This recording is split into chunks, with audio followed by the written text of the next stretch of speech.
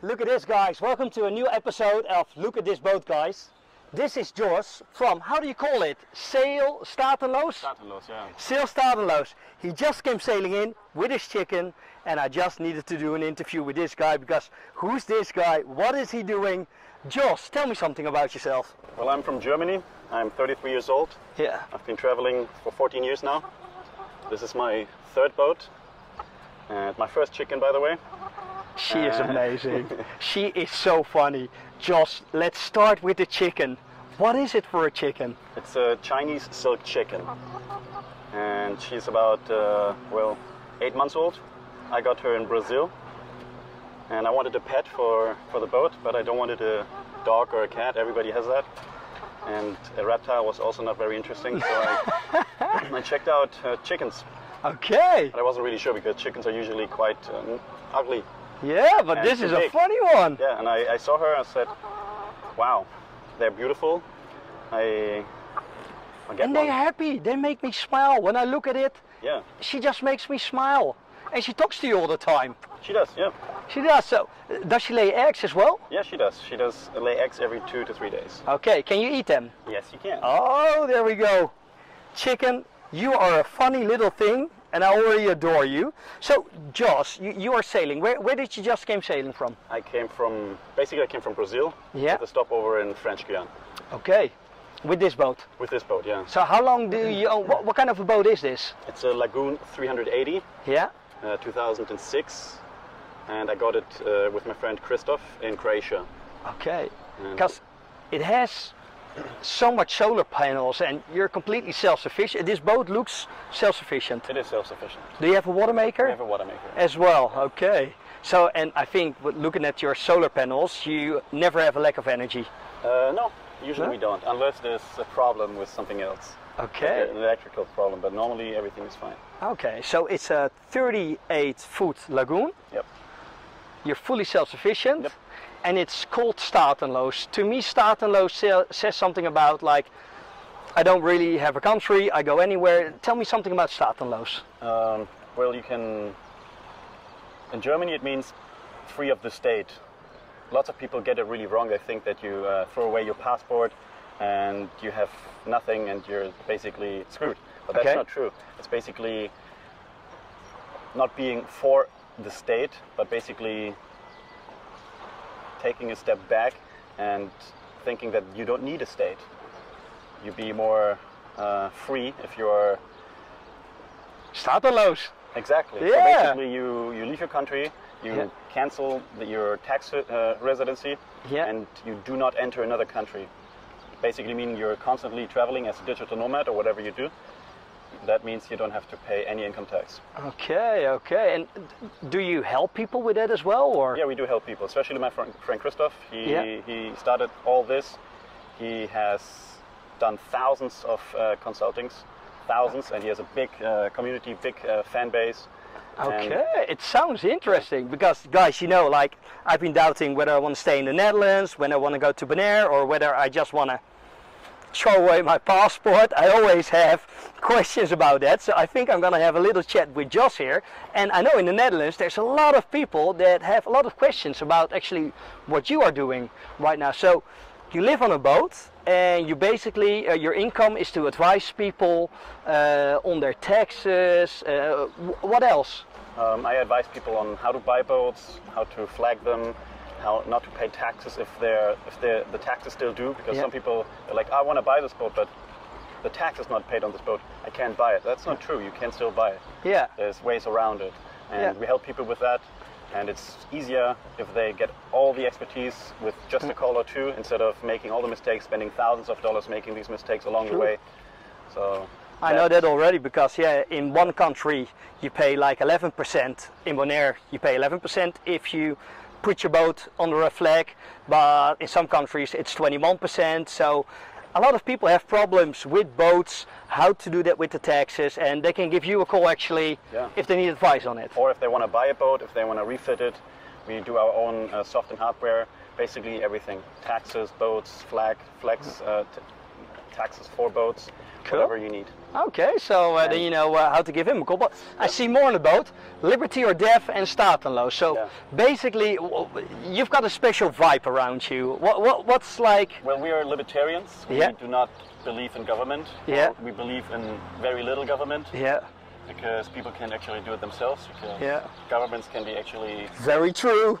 I support that. Quite tricky and maybe a bit dangerous. So I don't trust them. No. So that's why we do this. Okay. We value freedom and liberty. So give us liberty or give us death. I know. So what's your plan for the next?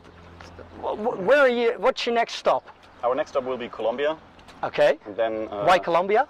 Well, I've lived in Colombia for 8 years, and I that's a good reason. Finally.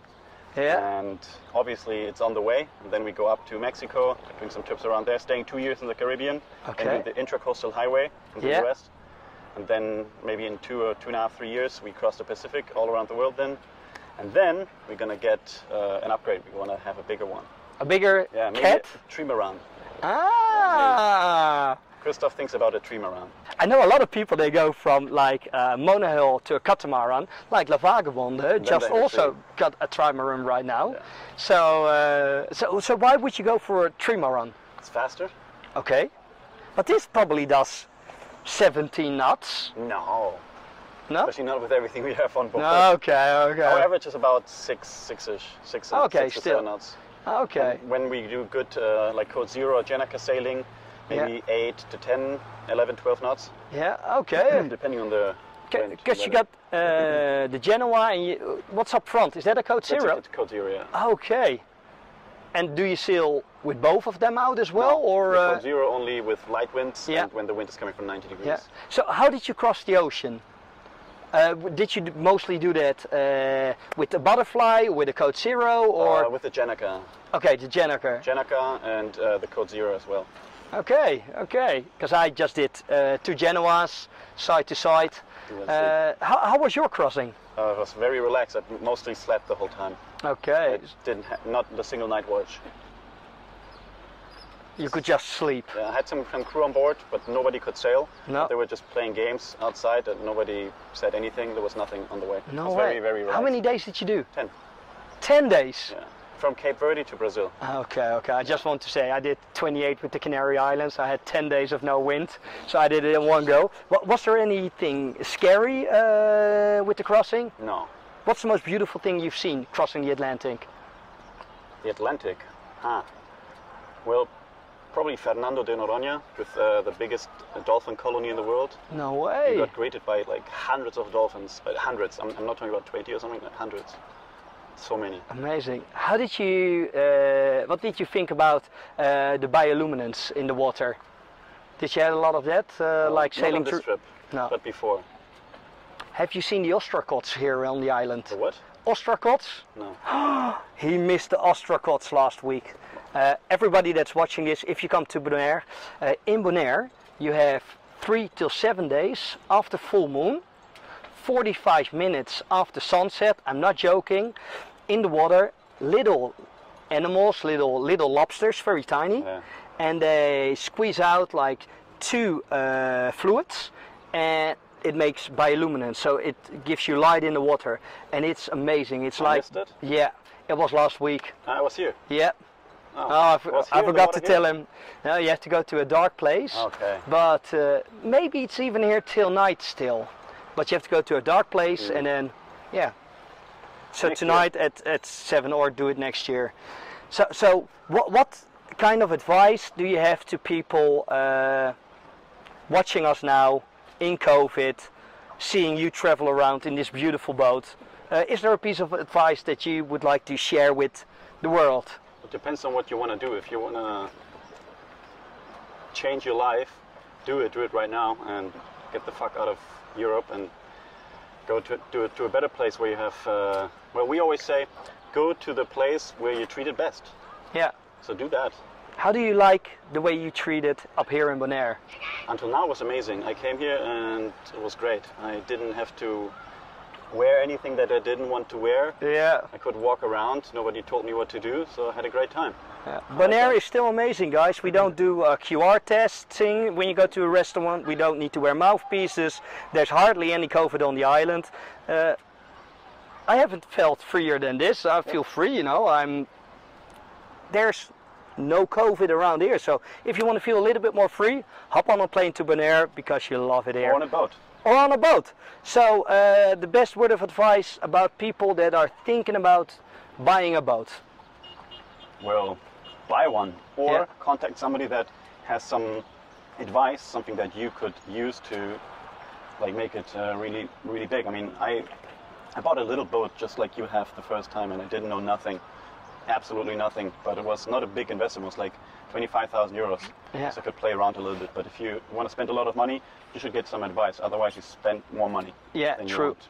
And that's really true, guys. You know, on my boat, you can buy a boat for 20,000 euros that could sail you around the world without any problems. And a lot of people, they spend years on fixing their boat, making it perfect, getting AES, getting a radar, getting everything on charts and on maps. But people wait until their pension, and I always say don't wait until your pension, because the hardest thing about your pension is try to make it alive. You know, you can get sick, your wife can get sick, your children can get sick. 9 out of 10 people that I know that's been spending years on a boat finally want to leave, and then something happens. So just like he says, don't wait, just do it. And I think that's the best word of advice we can give people. Don't wait too long, just do it. And well, I'm gonna have a little beer with Josh. Follow him on Instagram. I'm just gonna put his Instagram below here. Josh, I love you and your chicken. Thanks. That's amazing. So hopefully I meet this guy around the world somewhere. He's gonna be out here for years and years. I'm off to Hawaii next. You're not going to Hawaii? We're going to cross the Pacific, then into Asia. We want to go to Japan and Korea. I'm not sure about Hawaii. Okay. Maybe with the next boat, but we'll see. Okay. I'm not sure yet. Maybe we meet up in somewhere in Australia or whatever, but I'll be on the boat for a long time. Josh is, his chicken is, and I'm wishing you very good adventures with your chicken and with your company, man. Love the story. Thanks. See you later, guys.